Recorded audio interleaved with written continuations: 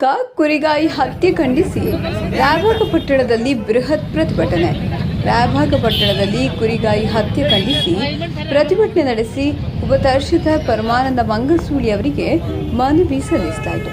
ಬಾದಾಮಿ ತಾಲೂಕಿನ ಉಗಲವಾಟ ಗ್ರಾಮದ ಕುರಿಗಾಹಿ ಶರಣಪ್ಪ ಜಮನಕಟ್ಟಿ ಕೊಲೆ ಮಾಡಿದವರಿಗೆ ಕಠಿಣ ಶಿಕ್ಷೆ ವಿಧಿಸಬೇಕು ಹಾಗೂ ಕುರಿಗಾಹಿಗಳ ರಕ್ಷಣೆಗೆ ಅವರಿಗೆ ಕೂಡಲೇ ಬಂದೂಕು ತರಬೇತಿ ನೀಡಿ ಬಂದೂಕು ಚಲಾವಣೆ ಲೈಸೆನ್ಸ್ ಒದಗಿಸಬೇಕೆಂದು ಆಗ್ರಹಿಸಿ ಕರ್ನಾಟಕ ಪ್ರದೇಶ ಕುರುಬರ ಸಂಘ ತಾಲೂಕು ಘಟಕದ ವತಿಯಿಂದ ಸೋಮವಾರ ಪ್ರತಿಭಟನೆ ನಡೆಸಿದರು.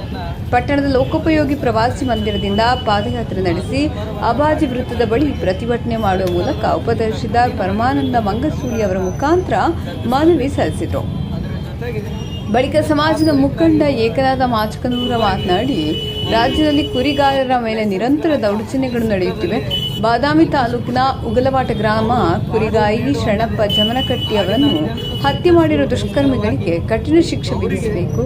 ಮೃತರ ಕುಟುಂಬಕ್ಕೆ ಸರ್ಕಾರ ಕೂಡಲೇ 25 ಲಕ್ಷ ರೂಪಾಯಿಗಳ ಆರ್ಥಿಕ ನೆರವು ನೀಡಬೇಕೆಂದು ಒತ್ತಾಯಿಸಿದರು. ಜಕನೂರಿನ ಡಾಕ್ಟರ್ ಮಾಧುಲಿಂಗ ಮಹಾರಾಜರು ಮಾತನಾಡಿದರು.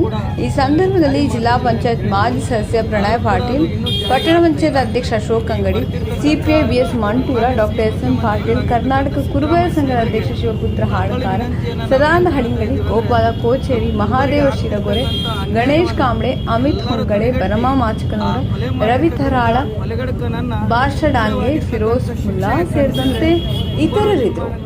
ವರದಿ ಸಂಜೀವ ವ್ಯಾಕುಡೆ, ರಾಯಬಾಗ ತಾಲೂಕಿನ ಅಣೆಯನ್ನಗಳ ಮುಖಾಂತರವಾಗಿ ಉಗ್ರವಾಗಿರ್ತಕ್ಕಂಥ ಹೋರಾಟವನ್ನು ಹಮ್ಮಿಕೊಳ್ತಾ ಇದ್ದೀವಿ. ಮುಂಬರುವ ದಿನಮಾನಗಳಲ್ಲಿ ಇದನ್ನು ಸರಿ ಹೋಗದೇ ಇದ್ದರೆ ನಾಡಿನಾದ್ಯಂತ ಕೂಡ ಒಂದು ಕುರುಬರ ಸಂದೇಶವನ್ನು ಕರೆದು ನಾಡಿನಾದ್ಯಂತ ಒಂದು ಉಗ್ರ ಹೋರಾಟವನ್ನು ಮಾಡಲಿಕ್ಕೆ ನಾವು ಸಿದ್ಧರಿದ್ದೀವಿ ಅನ್ನುವಂಥ ಮಾತನ್ನು ಈ ಸಂದರ್ಭದಲ್ಲಿ ನಾನು ಹೇಳಕ್ಕೆ ಇಷ್ಟಪಡ್ತೇನೆ.